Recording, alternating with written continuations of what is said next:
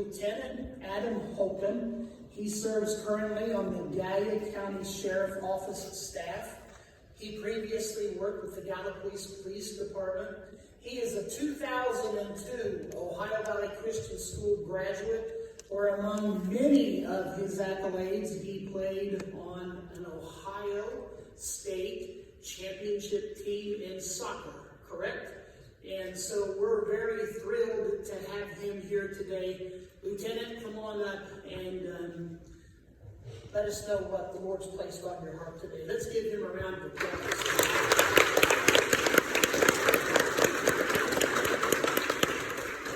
Good afternoon.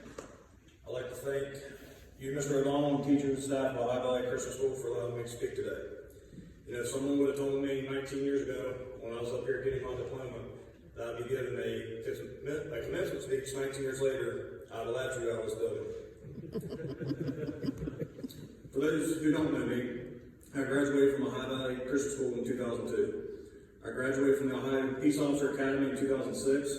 I started my career the same year as a patrolman for the Palmer Police Department, and later joined the Gallup Police Department in 2007. I worked full-time for the police department for 12 years as a patrolman, a narcotics agent, and a night shift sergeant. In 2019, I accepted the opportunity to join the Gallia County Sheriff's Office at the rank of lieutenant under Sheriff Matt Chamberlain. I currently work as an investigator for the Sheriff's Office and hold deputized commissions with the United States Marshal Service and the Federal Bureau of Investigation. I'm an extremely blessed man, and I'm thankful for the men and women that I get to serve with on a daily basis. Patrick, congratulations on your accomplishments, and it's an honor to be here with you today. It's very exciting to hear that your dream is to have a career in law enforcement. In my mind, you'll be joining a tremendous group that has graduated from this school. I would like to take a minute and recognize all of our military and first responders that have graduated from Ohio Valley Christian School. And again, thank you to Mr. Jarvis. Thank you, Mr. Jarvis, for helping me with this list. Class of 1987, Master Sergeant J. Peevely, United States Marine Corps, United States Air Force. 1988, Michael Wright, Naval Criminal Investigative Services, FBI. 1989, Lieutenant Barry Call, Ohio State Highway Patrol. 1989, Tony Hamora, United States Army, West Point graduate. 1989, Brady Johnson, United States Air Force. 1990, E.T. Baymeter, Air Force National Guard. 1991, Dax Hill, United States Marine Corps. 1991, Greg Gregg, United States Air Force, Airman First Class. 1993, Jerry Back, United States Air Force, Communication Officer on Air Force One. 1995, Corporal Melissa Smith, United States Marine Corps. 1996, Brandon Lane, firefighter, Charlotte, North Carolina. 2003, Kevin Terreblanche, United States Marine Corps. 2004, Brady Blankenship, United States Navy. 2004, Nathan Bowman, United States Air Force. 2004, Sergeant Joshua Jarvis, United States Marine Corps. 2005, Aaron Beaver, EMT and firefighter at the Shop in Ohio. 2005, Andrew Holcomb, United States Secret Service. 2005, Conrad Buffington, United States Marine Corps. 2005, John Hustle, United States Army. 2006, Deputy Joseph Barnhart, Meigs County Sheriff's Office. 2009, Sergeant Kyle Scouten, United States Army. 2010, Staff Sergeant Joseph Beaver, United States Air Force. 2010, Jonathan Baymeter, firefighter, Gallup Police Fire Department. 2010, Michael Braxton, United States Army.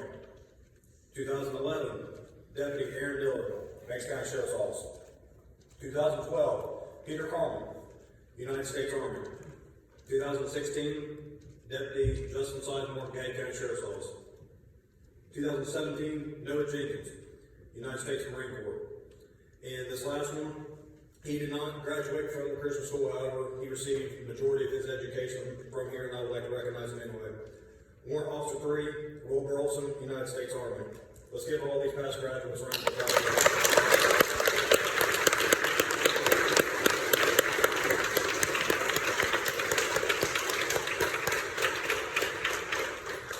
Anyone who knows me knows that I have a passion and love for sports. Even though there have been several individuals who had a huge impact on my life growing up, there are three coaches that were currently associated with school that I like to personally thank. First and foremost, my dad.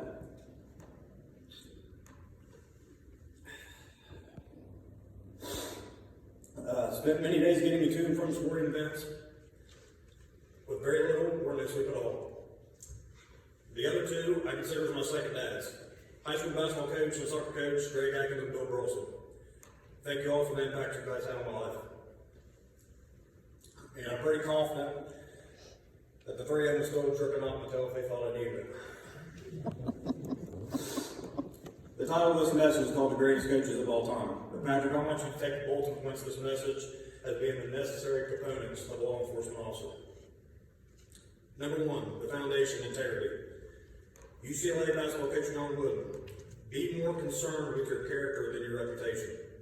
Because your character is what you really are, while your reputation is merely what others think you are. The true test of a man's character is what he does when no one is watching. New England football coach Bill Belichick. Talent sets the floor, character sets the ceiling. There will be several times in your life and in your career where your integrity is going to be tested. In 15 years of law enforcement, I've unfortunately seen or heard of officers across this country who have lost sight of this. Not only by their actions on duty, but off duty as well. In this profession, you'll be surrounded by sinful and stressful situations on a daily basis. Even if everyone else is doing it, and you feel that it is wrong, be the standard and do what is right, even if you're standing alone. Remember to surround yourself by men and women who cherish this important trait. Number two, empathy. Clemson football coach Dabo Sweeney. The Bible doesn't say love your neighbor for the same religion. It doesn't say love your neighbor if they're the same color as you. It doesn't say love your neighbor if they pull for the same team as you. It doesn't say love your neighbor if they're the same gender as you, or love your neighbor if they have the same sexuality as you. It just says love your neighbor as you love yourself. If we all lived by that in this country, we wouldn't have near the problem that we have today. There's two stories I'd like to put in on this bullet point. Mostly I've seen this whenever I was a city officer at the Gallup Police Department. And a lot of people may not realize the individuals that you may come across on a daily basis that might just be down on luck, without food, without shelter, sleeping under bridges. I don't know how many times I have personally seen, and they weren't doing this to be in the spotlight like Caleb and I did. They were doing this out of their heart, out of servant's heart. I would see they discreetly went and pulled their own credit card out or their own debit card to get someone out of the cold, just so they can have a warm bath, something to eat, and get out of the elements. That's what it's all about. There's another one. I was at the city police department about 2 o'clock in the morning. I'm not going to say the deputy's name because I know he'd get upset with me. I get a phone call from dispatch about 2 o'clock in the morning. And they said, hey, such and such is inquiring if you still have an air compressor in your garage, in your side port, and he wants to know if you can use it. I said, absolutely, come on down. He comes down, and I see him come through the back and carrying this tire and a rim. The tire is fully off the rim. Obviously, now knows he didn't want to know what he's doing. Come to find out, this deputy had only been on for 6 months, very green to the job. Comes across his family at Holcomb Medical Center. It's dead of winter, 25, 30 degrees out. Family of 5. Husband, wife, and 3 kids. Oldest kid's probably 10 years old. This deputy says, go outside into the weight room. Stay warm. I'll get taken care of. Deputy takes his tire, brings it into our office, goes into the kitchen, finds what he can, comes back with olive oil, finds him a crowbar, finds him a bucket, and sets his own little tire shop in our garage. Works on that tire for every bit of 30 to 45 minutes. Gets where he needs to, fills it up with air, takes it back out to the hospital, goes and gets the family and says, guys, take care of it. Have a great night. That's what it's all about. Many people that you'll come across in different areas of life, not necessarily law enforcement, but hey, look what I did. I don't care if you go and get 2 truckloads of drugs and to get off the street, which, don't get me wrong, that stuff needs to be done. Doors need to be kicked in, etc. That stuff has to be done, to protect your community, and it's also fun. However, these things here is what it's all about. Coming across a little girl that just suffered a traumatic event in her life, and just the offering of giving her a teddy bear, and seeing that you're able to provide light to that little girl during that time, trumps all those things. Number 3, teamwork. Where's Pastor Albus when I need him? UNC basketball coach Dean Smith. One player's selfish attitude can poison the locker room and make it impossible to establish teamwork. Don't advertise your works. Be humble. There's no I in team. Chicago Bulls basketball coach Phil Jackson. Good teams become great ones when the members trust each other enough to surrender the me for the we.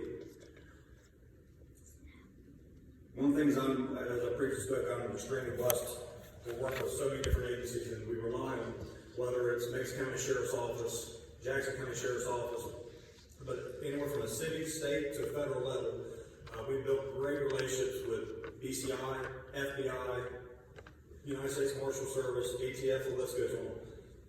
It doesn't matter what patch is on the sleeve. It doesn't matter what badge you're carrying. At the end of the day, there's an objective to be done, and everyone works together as a team, and it's an honor to be associated with the men and women. Always remember that. Number 4, being a leader, leading by example. Again, UCLA basketball coach John Wooden. It's the little details that are vital. Little things make big things happen. Pittsburgh Steelers football coach Chuck Noll. Champions are champions not because they do anything extraordinary, but because they do the ordinary things better than anyone else. Be eager to learn, go the extra mile in mastering your craft. This is hands down my favorite coach's quote of all time. Notre Dame football coach Lou Holtz. Life is 10% what happens to you and 90% how you respond to it. Don't be discouraged about the storms in your life. Appreciate that God trusted you with your storm. People are watching you even when you don't realize it. Responding the appropriate way in difficult situations sets an example for the people around you. This is a true sign of leadership. This next one, he's not necessarily a coach, but there's 3 words that are spoken that will cover this whole bullet point. Can anyone tell me who Julius Campbell is? There's got to be somebody. Julius Campbell. I'll give you a hint. Football movie. Probably one of the best football movies of all time. And it's not really. Remember the Titans. Julius Campbell. Remember the Titans. Attitude reflects leadership. Always remember that, Patrick. Last bulletin point. Remembering your purpose. Patrick, times are different from you from when I decided to pursue the career of law enforcement. September 11, 2001 happened during my senior year of high school. Unfortunately, it took that horrific event for this country to fall to its knees and come together as one. Politics and race were not a part of the conversation. Everyone had one thing in common. We were Americans. I can specifically look back and remember the proven point how this country came united. When you see Yankee fans and Red Sox fans standing arm in arm, holding American flags, that's all you need to know. And I'm going to even top that. So there was an ongoing debate between me and Mr. Jarvis for many years. This shows how much this country became united. Mr. Jarvis finally agreed with me that it was okay and permitted that Pete Rose bulldozed Ray Fosse of the 1970 All-Star game. You're in church, you can't lie. And I'm still right, by the way.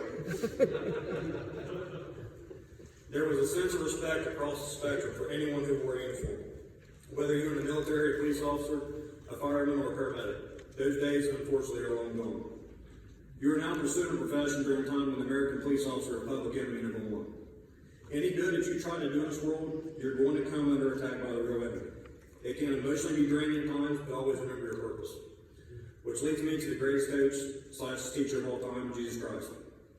There was one particular day that I was investigating a complaint. My mind was in a million different places. Not necessarily because of the complaint I was investigating, but all the mixed emotions with everything going on in the world. You can't watch the news anymore without seeing some sort of slander against police officers. Can't watch professional sports anymore without seeing protests against law enforcement. Can't watch ESPN anymore without seeing the same behavior towards law enforcement. I don't care how mentally tough you are, there will be a day when the thought, it's not worth it anymore, will creep into your head. It's happened to me. On this particular day, a verse came to mind has been my rock ever since. John 15:18.